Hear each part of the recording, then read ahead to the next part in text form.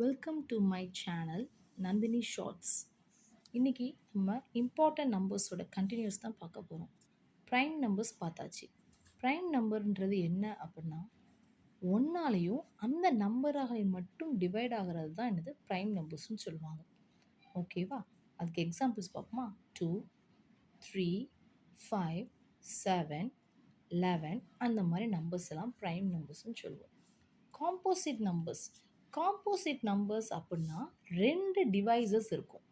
ஒரு நம்பருக்கு 2 ஃபேக்டர் இருக்கும். இப்போ 4ன்றதை நம்ம எப்படி ஸ்ப்ளிட் பண்ணலான்னா, 1 4s are 4ன்னு சொல்லலாம், 2 2s are 4ன்னு சொல்லலாம்.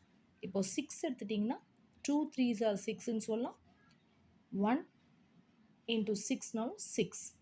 இப்போ 8 எடுத்துட்டிங்கன்னா 2 4s are 8, 1 8s are 8.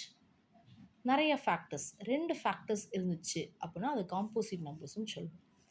Rational numbers அப்படின்னா p/q ஃபார்மில் இருக்கும். அதாவது ஃப்ராக்ஷனாக இருக்கிற நம்பர்ஸ் எல்லாமே ரேஷ்னல் நம்பர்ஸ்னு சொல்லுவோம். ஓகேவா? இர்ரேஷ்னல் நம்பர்ஸ்ன்றது என்னன்னா p/q ஃபார்மில் இருக்காது.